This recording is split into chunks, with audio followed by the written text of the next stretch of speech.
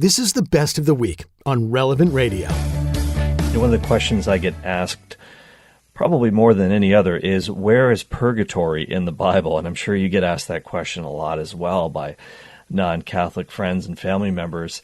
And so I wanted to talk about how this passage, 1 Corinthians chapter 3, has to do with purgatory. So I think it's probably best to go back to the text and just review this little passage here and then talk about purgatory in relation to it. So this is 1 Corinthians chapter 3.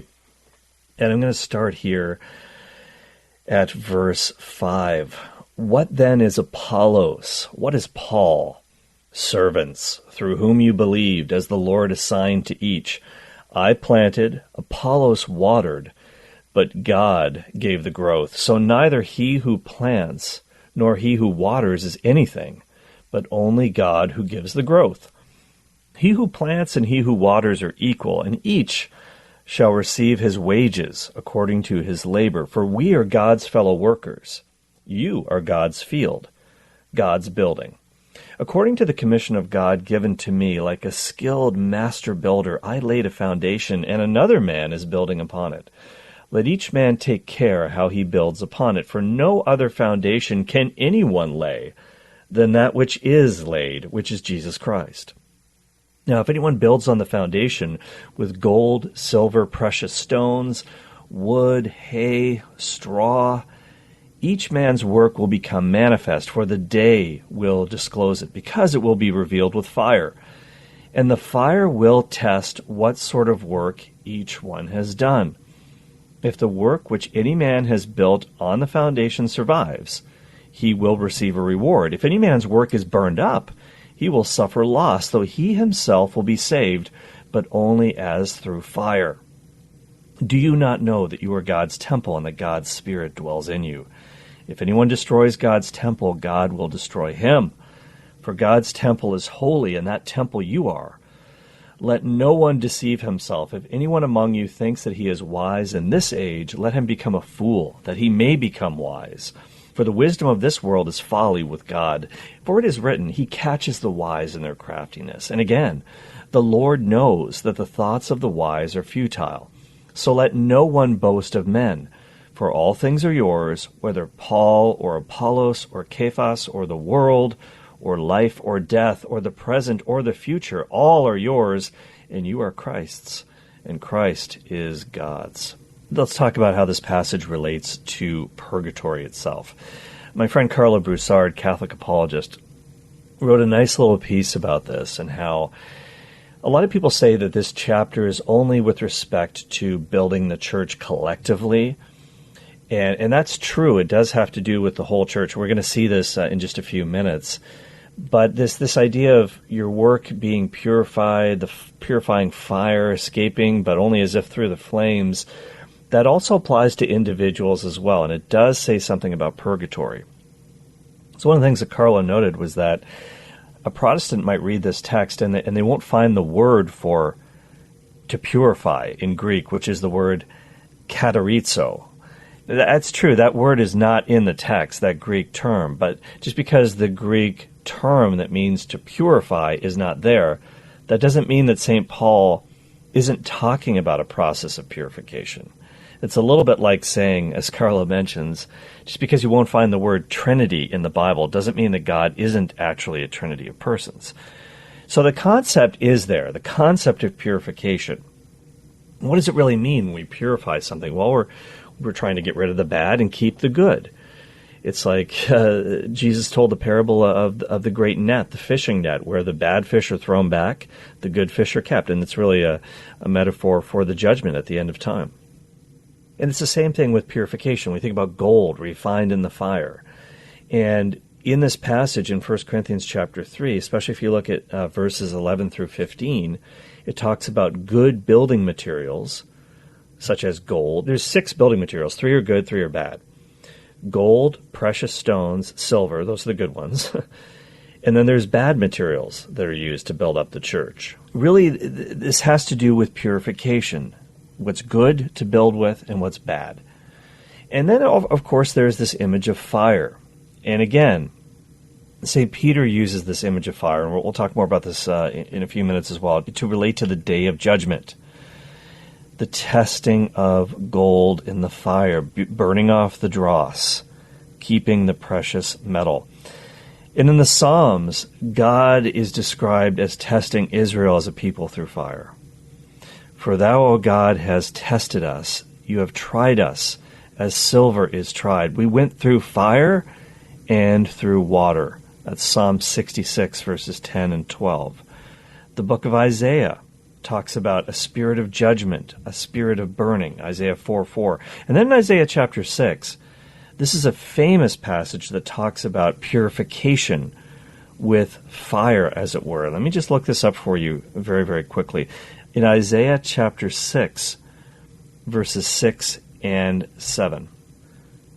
So Isaiah's having this heavenly vision, and he says in verse 5, Woe is me, I'm lost, for I am a man of unclean lips, and I dwell in the midst of a people of unclean lips. My eyes have seen the King, the Lord of hosts.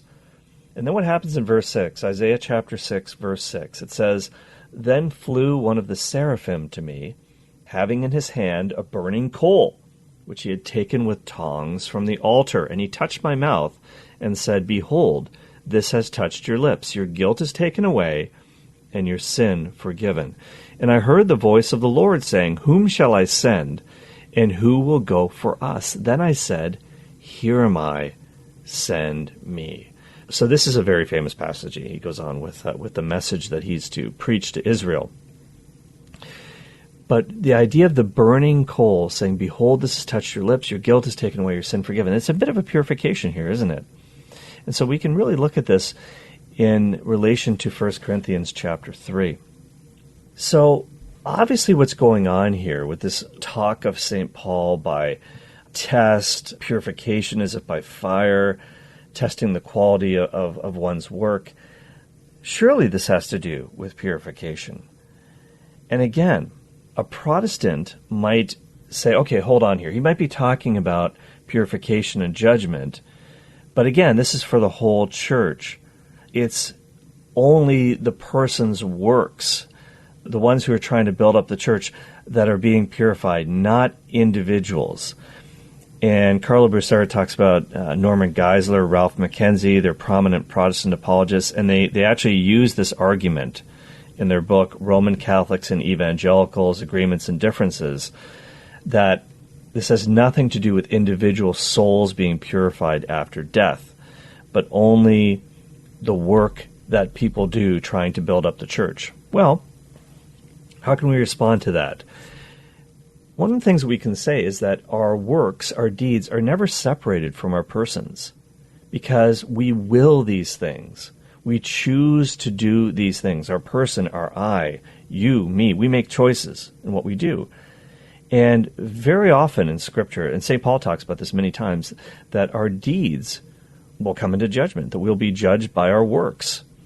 And so if the works of the builders of the church are being tested here in chapter 3 of 1 Corinthians, it seems reasonable that the one who is doing these works is being tested by fire here, is being purified.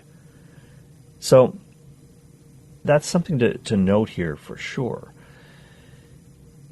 Also, this idea is that in this passage that the person who is building up the church, not just the works, goes through the fire.